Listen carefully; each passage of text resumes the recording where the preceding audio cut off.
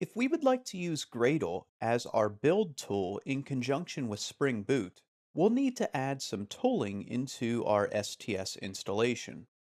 In this lesson, we will walk through the installation process of the Buildship Eclipse plugin, which is used to integrate Gradle into the Eclipse IDE. To get started, let's attempt to build out a new Spring Starter project. So we'll go to the File option within the menu and we'll select New, and then we will select the Spring Starter Project menu item. This will open a dialog where we can build out our new project. You'll notice that we can choose the type of our project. Currently, it is set to Maven. However, if we click on the drop-down, you'll notice two options for Gradle.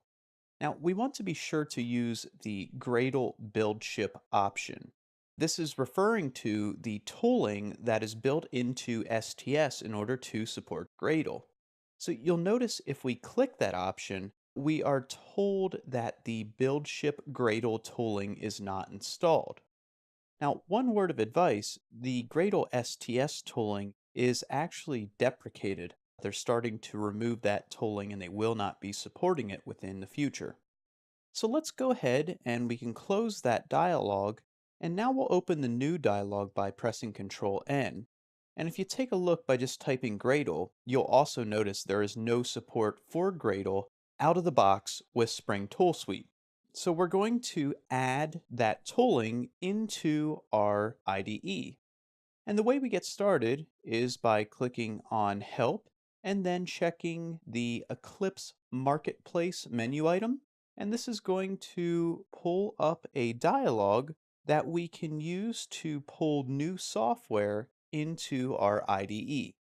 Within this dialog, we are going to type Buildship in the Find text box and just hit Enter, and this will search the Eclipse Marketplace for the Buildship Gradle integration tooling.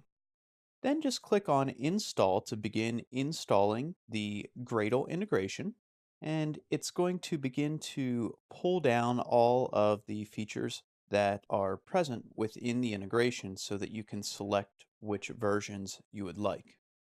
You'll just want to select the default options in order to install the Eclipse plugin for Gradle. Hit confirm and continue on with the wizard, and now it's going to ask you to accept the license, so just click I accept and then hit finish. And now Eclipse will begin to download the software and install it. Eventually, you will be asked if you would like to install unsigned content. Now, this software is authentic, so you can go ahead and hit OK, and the installation will continue. Once the installation is complete, you will be prompted to restart STS, so go ahead and hit Yes, and let the restart begin to take place. With the tooling now in place, you'll notice that we can begin the process of building our Spring Starter project, and this time we can in fact choose the Gradle type as our build tool for our project. Now, we're not going to move along with this process and we'll go ahead and cancel. The other thing that you'll notice is that if we open the new dialog, we now have options to build out a Gradle project.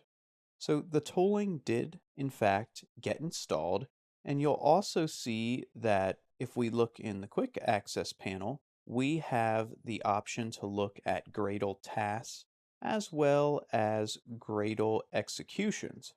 And this is some of the tooling that Buildship provides to us when working with a Gradle project. As we build out our Spring Boot project that uses Gradle as a build tool, we'll use some of this tooling to work with and run our project.